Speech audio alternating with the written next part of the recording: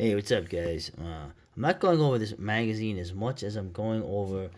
Um, let's be frank.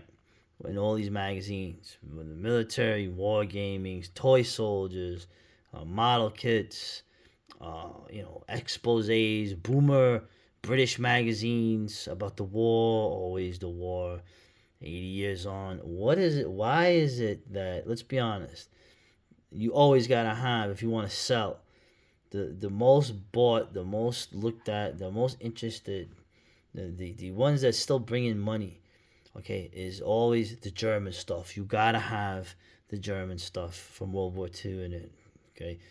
Oh, the weapons of the most hated, most evil people that ever existed, okay? If you look at popular culture in the last 80 years, okay? But somehow, the allure, the interest, the fascination with this, okay, is still there. Oh, because everyone's a fascist. uh, and even in the editorial here, he's like, what? There's no doubt, almost 80 years after the war, that the armored fighting vehicles developed and employed by Nazi Germany from 1933 until 1944 continued to fascinate historians and models alike. And of course, he gives the reasons why he thinks because the Nazis were really good at propaganda, and the myth of the power and invincibility of the Panzerwaffe was fostered, right? Of course, then the next step is for this propaganda must have worked because it was amplified by Allied voices, which consistently exaggerated the strength of the German tanks. Why? I mean, all said and done, oh, German tanks are overrated. Oh, you're a wearable, right? Oh, like you're not a Soviet boo or a plutocrat American boo, whatever, whatever. It doesn't matter. Okay, these things, these German tanks, if it had been anywhere near like numbers with their enemies, they would have vanquished them several times over. Okay, we all know this. They were effective when they had a good crew and they were maintained. You were in a lot of trouble, mate, comrade. So, buddy, you were in trouble and you knew it. Okay. And of course, the German army was the most among colorful and diverse. Oh, military equipment used in the 20th century. The range of camouflage schemes available to models is almost infinite. Right, they had really cool camo. Right? And the third factor is a huge amount of reference material. And once again, this is interesting when you start looking into things. Right? Unlike their British, Soviet, and to some degree American counterparts, German soldiers, especially in the early war years, went into battle equipped with cameras. Oh, what a this fascist censorship, totalitarian, only following orders. People they had their own cameras when the other ones weren't allowed. The worlds of the democratic. Actually, wait, they were democratic too. All right, so I don't want to start with the D word, but you see what I'm saying. So, and the idea that these photos still keep showing up, stuff that's never been seen. And I have a pretty good eye for photography, and I'm very artistic in that regard.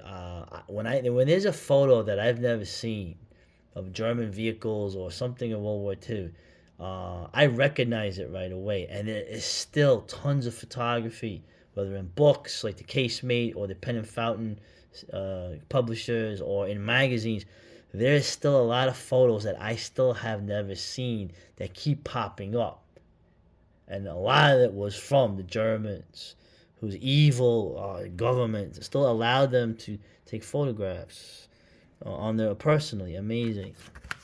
Now, I don't want to spend too long. Obviously, if you look, in this model magazines, toy soldier magazines, war gaming, you're always gonna have the German stuff, the planes, the tanks, the soldiers, the weapons.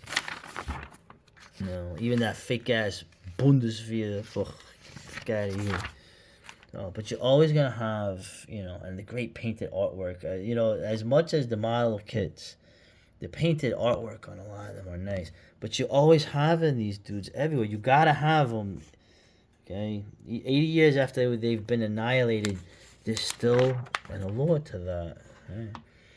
And, man, I tell you, the 3D printing is really making an impact here. Look how creepy though it looks, right? It looks like an alien, like pod, thing with these weird sprues they have, but whatever. So, I said I don't want to spend a ton on it. I just wanted to, go over there. Every man, you gotta have a certain percentage of these guys in your magazines if you want to sell. You know what I'm saying? 80 years after, the Jag Panther, man, this thing. And it shows, they had, the skill alone, I can't even, I've made little models. The skill and techniques alone is very impressive. The painting alone is a whole thing in itself. But I don't want to get stuck up on this. I want to get to this gentleman here. I'm still going to look. The dioramas, okay? The creativity involved. You're not just making this thing, but you're telling a story, okay? This was the last Panzer III. This was a heavily armored scout version used in conjunction with the mobile artillery units, the Hummel and the Vespa, right? The Bumblebee and the Wasp. And making how cool he makes it, but just making the little story. And it's cool. Got the little Russian kid looking through he's like, oh.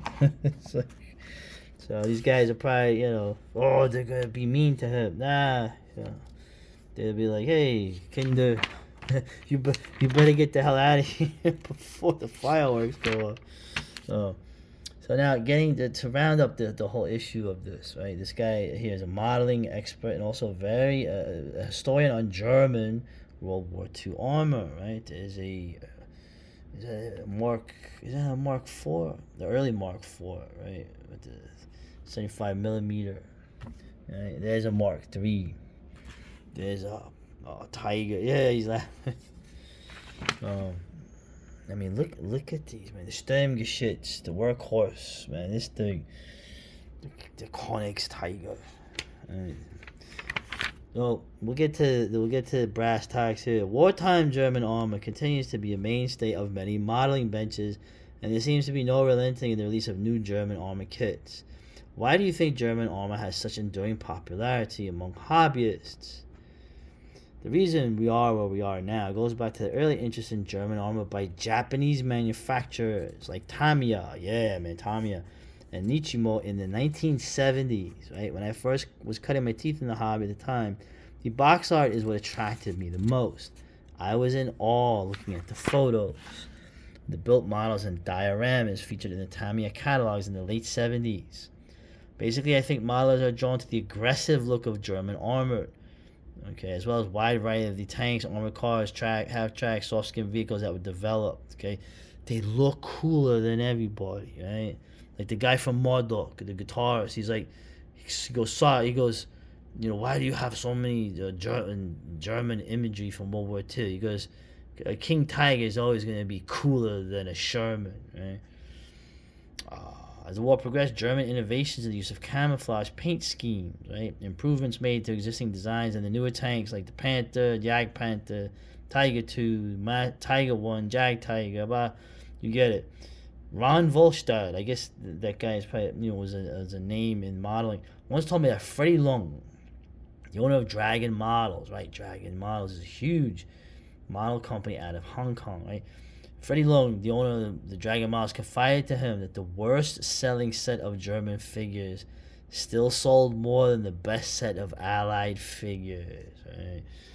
Yeah, you see what I'm saying? So, I'll add something to this, obviously, and I'm not going to even add my own thing where I'm severely biased because I'm descended from these people on my mother's side, okay? And I like Soviet armor. I like, especially the crazy assault guns they made. Okay, I like the early British tanks, like the Matilda, the Valentine, the Cruisers. I think they look cool, even if they weren't effective. Okay? But there's nothing like the German armor. Okay, and there's a romantic view of the underdog. Okay, people won't want to admit it, obviously, because you can be in for much abuse. Okay, if you say anything similar to this, the romanticism of these doomed soldiers who were, Even when you look at the things realistically and you go, away from myths or you're a wearable, all that nonsense. And these guys are amazing soldiers. Okay, like I said, if it had been equal numbers of the enemies, they would have won several times over. Okay, this is not even open to any kind of debate. Okay, uh, and that's what a lot of the allure is, the romanticism of it. Okay, that term romanticism, romanticized, has definitely been misused in many ways and misinterpreted. Okay, they had no chance. Okay, they're doomed. Soldiers of sorrow, right? And their descendants are probably not going to exist in another century or more for many reasons. But you see a shadow of the past. You see in modernity. You see, I don't want to even say an Elon. You see, I don't want to Elon. I don't even use that term. You see something, primal in this. Okay, the aesthetic wise, even just beyond the fact that they look mad, they look fucking cool. There definitely is something almost like or primal or from the past in these vehicles. They're literally like armored dragons, aren't they? I mean, I don't know. Anyway, that's just my opinion. What's your opinion? Do you think the German armor is bitchin'? Looks cool as hell. What do you know? And I like the Centurion tank.